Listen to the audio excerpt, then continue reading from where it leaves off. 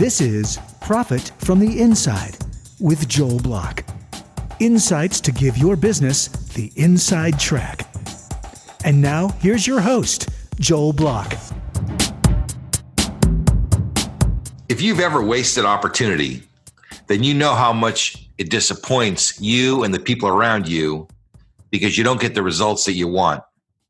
Well, our next guest has a backdoor strategy to resolving those issues and taking advantage of everything that's in front of him. Bill Stainton, nice to have you with us. Thank you for joining. Share a little bit about, something about how you identified a lot of the strategies that you use from watching other people waste opportunities.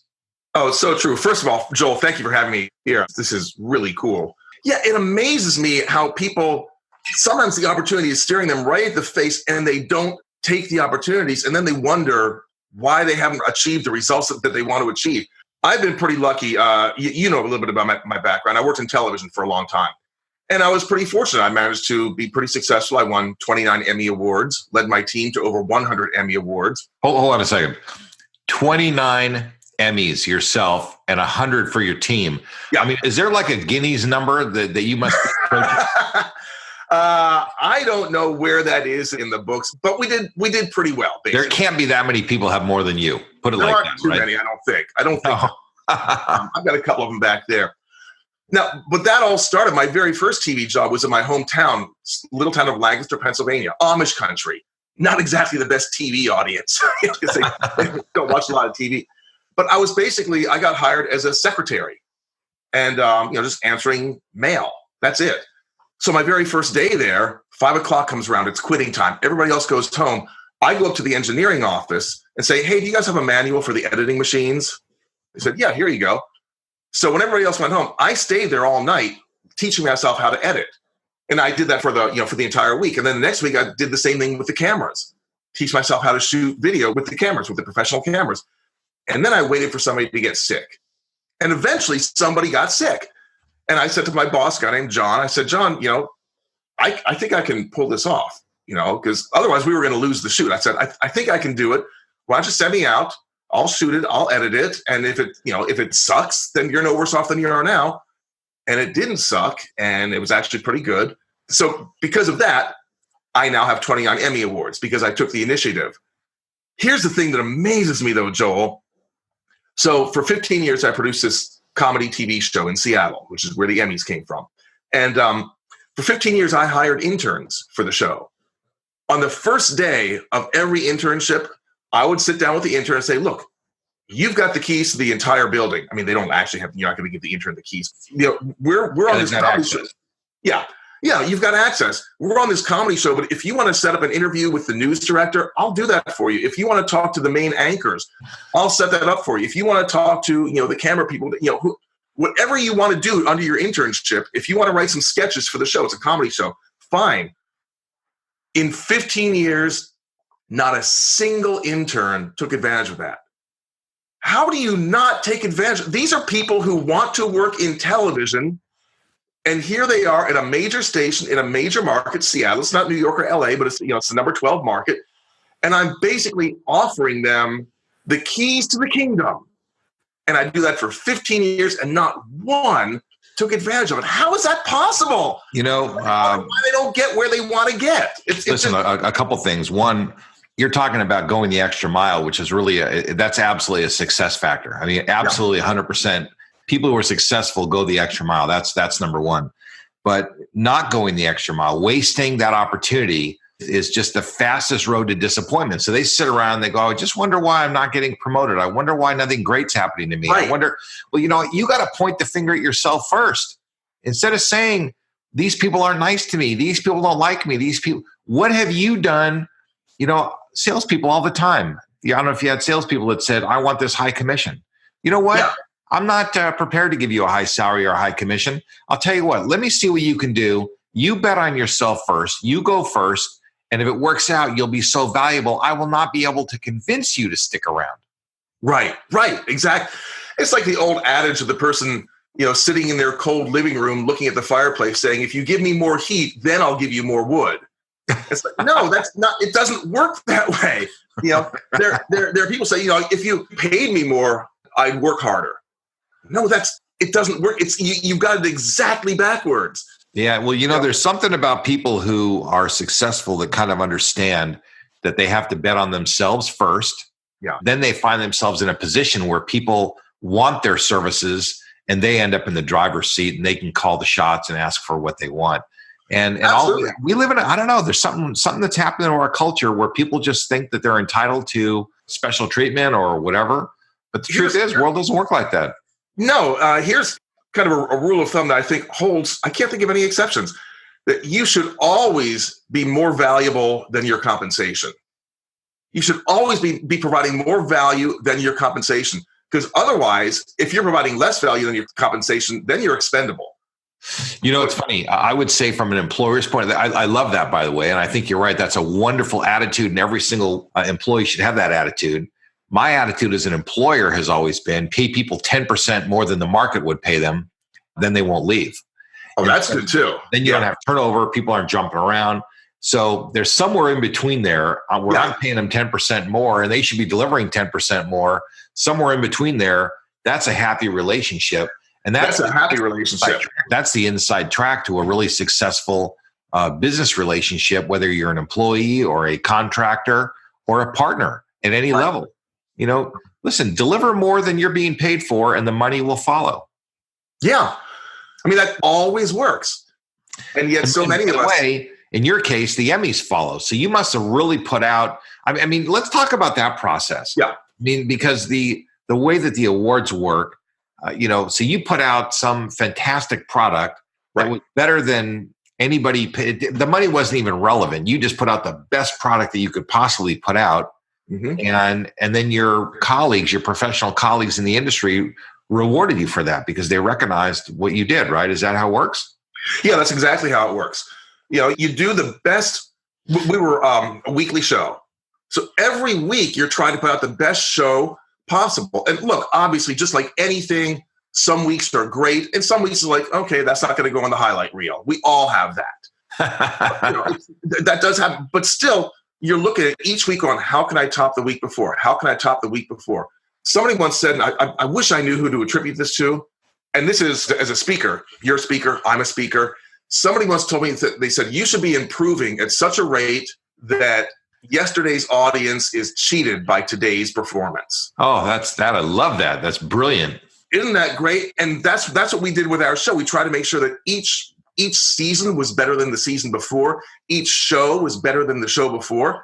Again, we didn't always hit it, but as long as you're aiming for that, and trying new things, which is why you don't hit it sometimes. So you try something new. Okay, that didn't work. That's fine. No harm, no foul. But as long as you've got that attitude that I want to keep improving, that's something I learned from Jerry Seinfeld. He was on our show a number of times, and he was always trying to get better. Even when he was the hottest comedian in the country, when his TV show was on the air, he would still videotape his performances and try and make them better, even though they were already killing. Already killing in the nightclub. Let's talk about the idea of getting better, because when you're at the beginning, you can get 50% better. But when you're Jerry Seinfeld, even to get 1% better is difficult because he's already at the top of the game. So what does getting better mean? I think it's an internal thing because at Jerry Seinfeld's level, especially back then when he was the king of the world back then, at Jerry Seinfeld's level, here's the thing. He didn't have to get better. He was doing just fine. He was making millions. He was selling out theaters and clubs. He didn't have to get better as far as the outside world is concerned. But internally, it was his own challenge. It's a mindset of getting better. And you're right. Here's something he told me once. He said, for me, a good day's work is getting an 8-word sentence down to 5 words. That's the level. That's the level that he works at of, okay, it's not let's write a great joke. Let's get 8 words down to 5 words. And having that kind of discipline, and actually that's one of the key words. It is having that discipline. What can I do to get better? How can I and most of us never do that. We get to a certain point, it's like, okay, this is working. And we don't go back and say, okay, can it work better? Can it work better? I don't understand. I've always heard that comedians are working on this laughs per minute concept. Yeah. And they study their material, and they literally count the laughs they get per minute. And then they'll try to take out the stuff that didn't get a lot of laughs, and they'll compress it so that they get more laughs per minute. And then the audience enjoys it more. And we're just rolling all the time. And we always wonder, God, I wonder how that guy does that, but I guess it just takes a lot of practice, huh? And a lot of discipline. It takes a lot of practice, a lot of discipline. And yes, it's not just laughs per minute. It's also how long are those laughs? There was a comedy coach who I worked with at one point who said, now I only did stand-up once or twice. I was never a stand-up comedian. But he said, here's what you do. You record everything you do, and any laugh, I may have the numbers wrong, but he said, but any laugh that doesn't last at least 3 seconds, get rid of that joke or improve it. And you should be getting, I think it was something like, 12 laughs per minute. If you're not getting 12 laughs per minute, write more jokes. But that's exactly what it is. And what you do is, as a comedian, you work up to that. And what you do is you develop a really good 5-minute set. And then you can be an opener at the clubs. And then you work and work and work and work, and finally you get 20 minutes. And that might take a year or so to get a really good, tight 20 minutes. And at that point, you're a good middle act. A headliner has 40 minutes of great material, but it takes years to get that. And the key is to make it look easy. That's why everybody thinks that they can do, basically anybody who has really mastered anything makes it look easy. You look at, okay, I'm going to date myself here, but you look at Michael Jordan on the basketball court, or Kobe or LeBron or somebody like that. They make it look easy, but you and I, probably couldn't pull that off. I mean, I couldn't. You clearly an athlete, but but which is why we sometimes undervalue what we do too. Because if we're really good at something, it's easy for us because we've worked at it and worked at it and worked at it. So we tend to undervalue ourselves and think, well, this is really easy. It's only easy because let's talk about you, the speaking business. We're both in the pretty much the top tier of speakers across the country and around the globe. What do you do to get better? How do you practice? How do you review yourself? What do you do? Well, here's the key, Joel. There's something that we used to do before every episode of Almost Live, which again was the name of my show. We taped the show at 9 p.m. and then played it back at 11:30. But every Saturday at 6 p.m., we would do this thing that most speakers never even heard of. It's kind of an inside word called rehearsal. We would rehearse the show. That's something that most speakers don't do. Now, they say they rehearse, but for most speakers, rehearsal just means I ran the lines in the car or on the plane on the way to the gig. There, I rehearsed. That's not rehearsal. That's just memorization. That's, okay, I ran the lines. Rehearsal is saying, like, if you have a day off where it's not a travel day or a speech day, you might say, you know what, this is a good story, and it's 12 minutes long. I need a 5-minute version for those times when, they say you need to cut some time out of your speech. Or, you know what, I normally speak with a lavalier mic, which is a clip-on mic, but today I'm going to rehearse doing my entire speech with a handheld mic. Because one of these days it's going to happen. And if I'm working with props and stuff, I want to be able to do that. Or, you know what? In this part of my speech, I normally get loud. I want to practice doing it quietly now. Now, it might not work. I might decide that that's not the way to do it, but at least I've tried it. One of our friends, and he's one of the greatest keynoters out there, a guy named Mark Sharonbrock. He did a speech once I saw, and then afterwards, somebody commented about, my God, Mark, even your facial expressions are so good. And Mark looked at them and said, well, yeah, it's because I've done the mirror work. Like the mirror work.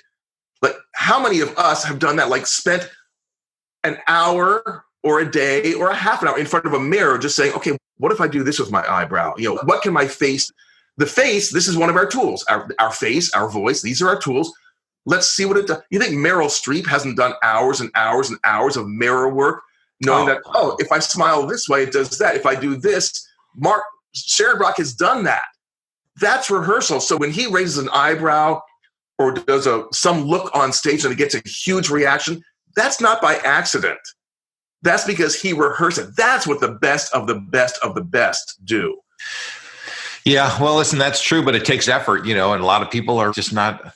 I'm making a little bit of a joke here. Yeah, a lot of people don't want to put out the effort, and there's a sense of entitlement, kind of back to those interns, like I deserve this or something. Right. Which is why they will hit a certain level of success and then plateau. And look, that level of success might be very comfortable for them. It's like, okay, no, I'm doing okay, but still, it's a plateau. You know, you're not getting. There are some lessons you learn early in your career. When I was a young accountant at Price Waterhouse, computers were brand new in 1985. And somebody said, listen, Joel, there's this program called Lotus. We want you to learn it. Go in this closet and don't come out till you know how to use it. I was practicing all day long. Joel, have you ever considered that maybe they just wanted to get rid of you for a little bit of time? That's possible. I wouldn't put that behind anybody. I wouldn't put it past them. But then when I'd go home, I took my little check register from my checkbook and I put that on Lotus. And then I put my bills on Lotus and I put this on Lotus and I tried to put recipes on Lotus. Everything in my life was focused on it. And I got so good at it that I became the Lotus guy on the floor. And that kind of like with you, that I got my shot. Eventually you get your shot. Listen, the inside track, the best, the fastest, the smartest way to get things done, you got to be prepared. And it sounds, Bill, like you were prepared. You don't get 29 Emmys and 100 for your team without being prepared. You don't. And what I'm taking from this is that you do a lot of preparation. Yeah, I do a lot of preparation. I've been speaking for a long time. I did a TEDx talk 2 years ago. It was 18 minutes in front of 2,500 people. It was very cool. I don't think I've ever rehearsed a speech more than I rehearsed that one. I would run it 6 times a day for 2 months. 2 months. I did it on March 4th, 2017. For the 2 months leading up to that, I ran that speech 6 times a day, every single day. I was sick of it. I was so tired of that stupid speech. When I got up there on stage, I thought I should have done more. Now the speech worked out well. It was good, but I didn't regret a single one of those preparations. Now I've gone the other direction. I've gotten up in front of an audience and thought, I don't own this yet. I don't own this speech. I'll get through it because at a certain level you can get through, but there's that sense of feeling like I really own this. Well, so let me ask something. So I know one of your topics is producing under pressure. Yeah. And the only way you can really produce under pressure is to have such command of the environment, command of what to do in an emergency situation. Medical doctors, they know exactly what to do. They do it precisely. And that's a lot what the live TV environment is. That's a pressure cooker environment. Talk about that. Yeah, well, because what I was doing for 15 years, my job was literally to produce under pressure. I was the executive producer of the show. My job was to produce the show under pressure. There's the pressure of the clock. The show is exactly 27 minutes and 55 seconds long. You can't be a second short. You can't be a second long every single week. It airs at exactly 11:35 on Saturday night. You can't say, oh, I'm not quite ready. Give me another 10 minutes. Nope. That's it. You've got a live studio audience there. You've got your cast and your crew looking at you if something goes wrong because you have to fix the problem.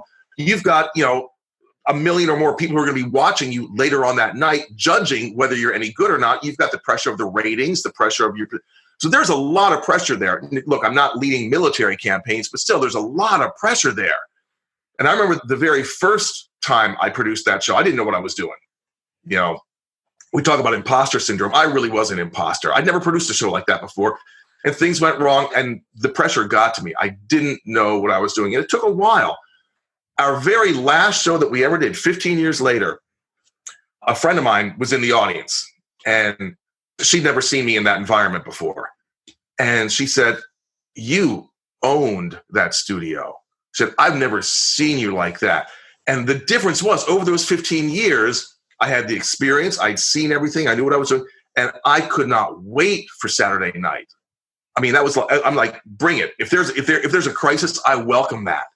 Wayne Gretzky, the hockey great, was asked once, what do you do when it's the final game, it's the Stanley Cup Finals and the clock is counting down everything. And there's thousands of people in the stadium cheering and booing and whatever, because they're trying to distract you and all kinds of, everything's on the line and the puck gets passed to you and everything comes down to this second, this moment, this one shot. Everything comes down to that.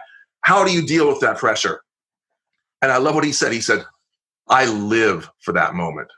I live all season for that moment. And it's because he knows he's good. He's done the homework. He's done the preparation. But for him, it's like, that's my chance to shine. That's not, that's what I live for. And that is backwards of 98% of everybody else. Everybody else, they run away hoping that never happens to them. Right. And the great of the great of the great live for the moment. They've prepared their entire career for that particular. I love that. I just think you're so on target. That's got thinking about this is fantastic. Yeah, it's not just producing under pressure. It's actually thriving under pressure. It's welcoming the pressure because that's where you get to show that you are the guy. By the way, that makes you even better because when you thrive and love that environment, you do even better. If you don't like it, you're going to run away from it. So. Right. Everything kind of, you're either moving totally forward or you're totally moving backward. And looking forward to it, practicing, preparing, and thriving in that moment absolutely makes you better. And what an awesome concept. I love it. And it's those pressure moments that really identify and magnify your abilities. So here's the myth about producing under pressure. We have this mythology that there are certain people who rise to the occasion, who do better under pressure. They do their best. And the research doesn't back that up. The research doesn't back it up. If you see Roger Federer make this incredible shot, in the Wimbledon finals, it's like, well, he's made that shot 1,000 times before in practice. He's not doing anything that he couldn't do before. So he's not rising to the occasion. Here's the key. The people who really produce well under pressure, it's not that they're rising to the occasion, it's that they're not falling, because most of us choke. It's that they're just not choking under the pressure. Like, so if let's say you're a professional basketball player, I'm using a lot of sports metaphors, but you're a professional basketball player and the whole game comes down to you making this free throw and you make the free throw. That's not superhuman. You know how to make free throws. I mean, how many free throws have you practiced? Hundreds of thousands, probably, and you're hundreds of thousands. Exactly. So it's like, you're not doing anything you're doing what you could normally do, but you're not choking under the pressure. I mean, you're doing. There are certain positions and I think sports is a great metaphor for business and everything else. Yeah. But a field goal kicker has to be among the most pressure cooker situations. Yeah. Golf, a lot of other things that happen, even free throws are tough. And what's different about those, most sports, something is happening to you and you're reacting. But free throws, golf, kicking, those are you're just standing there and you go into action and you hit a stationary ball. Yeah, yes. That's a lot harder than responding to something reflexively. Yeah, exactly. It is. But that's why it helps to, have think done that it. Those people, that there are some people that were just born for more pressure than other people, or do you think that it's a learned skill? I tend to think it's a learned skill. I actually think most things are learned skills. There's a book called like The Myth of Talent or something like that. I can't remember the title, but it says basically talent is really a result of your environment and doing something a million times. They even talk about Mozart now. Anyhow, I tend to think that we use either you're born with it or you're not as an excuse sometimes. Yes, some people do have more of a natural ability to do certain things, but you can overcome that with ambition and with hard work. Now, there are certain natural things. Look, I'm 5'8". I was never going to play in the NBA. I'm not like Mark Eaton, who was a previous guest on your show, who you and I both know, 7 feet tall, whatever, 7'4". So clearly there are some natural things there that you're born with. But the question is, no matter what you're born with or aren't born with, what are you going to do with it? That's really what it comes down to. You and I both know people who may not have the best natural ability, but they're just killing it in their profession because they just work harder. So I don't know. I don't know if there's a specific answer to that. Yeah, that's awesome. One other thing, I know you talked something about connecting the dots. What is the connect the dots thing for you in your world? What is that about? Connecting the dots to me is huge, and I don't understand why more leaders don't embrace this concept. Here's what I'm talking about. I speak a lot about creativity and leadership because my years producing Almost Live, I led an incredibly creative team. And our job, week after week after week, was to be creative on demand, whether we felt like it or not. So where does that creativity come from? And most people think that creativity is the spark that happens to like the gifted few, the creatives, the artists, the poets, the musicians. And all of a sudden a spark comes and go like, ooh, there's the creative idea. That's almost never how it happens. Creative ideas, the $1 million ideas, the iPhone, the printing press, whatever. The $1 million ideas are almost always the result of seeing two or more things that already exist and connecting them in a way that nobody ever connected them before. So it makes sense. So those two or more things are dots. It's like you have all these dots. Every person you meet is a dot. Every book you read is a dot. Every place you travel to, it's a dot. It's experience. It's things you have in your brain. It's these resources. It's these dots. Whenever you find yourself saying, oh, you know what? This reminds me of that. You're connecting two dots. I tell the story. There was a Trappist monk. He died a few years ago. And he taught a course in a small liberal arts college in Oregon. And the course he taught was a course in calligraphy. He's a Trappist monk. He's good at calligraphy. And his course was being audited by a guy named Steve Jobs, who had another hobby with computers. Cool. So he and his partner, Steve Wozniak, when they decided to build their own computer, Steve Jobs said, hey, could we build a computer that can do calligraphy? And that led to Apple. Wow. Now, here's the thing. Did calligraphy exist before Apple? Absolutely. It's existed for thousands of years. Did computers exist before Apple? Absolutely. But nobody had. So those dots were out there. It was Steve Jobs who put them together. He wasn't the best guy at computers necessarily. He wasn't the best calligraphist, but he was the person he had these two dots and put them together. Now, had he not audited that calligraphy class, had he not collected that particular dot, he wouldn't have had access to that. So as leaders, doesn't it make sense to collect as many dots as possible? And yet so many leaders go through life only reading the same kinds of books, only talking to the same kinds of people, usually people in their own industry. So they're never getting that outside perspective. And so they're basically going through their entire life with blinders on and wondering, where's that $1 million idea? The $1 million idea lives outside the blinders. That's where it comes from, looking at something completely different from your industry and going like, ooh, how can I apply this? How can I connect that dot to this? Let's say you go see a great concert. You go see, again, I'm going to date myself. You see Springsteen because he's amazing in concert. You think, okay, I run a paper company. I just saw Springsteen. What's he doing that I can bring into my company? Now, you may or may not come up with anything, but it's just having that kind of thinking is going to open you up to new experiences. It starts with a question. What is he doing that I could bring to my company? Asking the question turns our mind into a situation and that allows us to start the creative process. Right. And if you can't come up with it yourself, you put the question to your team. And if you can't put the question to your team, you put the question to your mastermind. And I sure hope that all you executive guys and female, women, and different people are in these masterminds, because they are just spectacular. Valuable. To be part of other, tap into other people and let them help you to solve your problems, because it really goes a long way. It does really go a long way. So, yeah.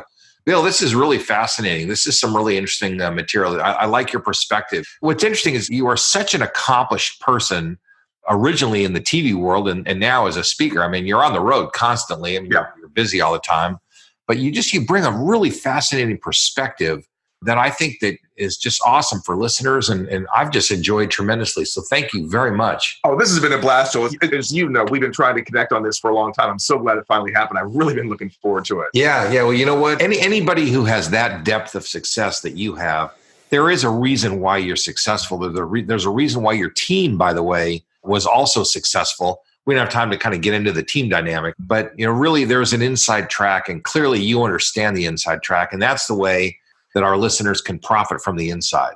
So thank you for sharing, and we'll put your contact information if anybody wants to talk to you about maybe doing a speaking engagement, some other things. We'll put that in the show notes. But thank you very much for being part of the show, and really appreciate you being part of it. Thank you for being my friend too. Thanks so much, Joel. It was a blast. Take care. All right. You've been listening to Profit from the Inside with Joel Block. For more insights and to learn more, visit joelblock.com.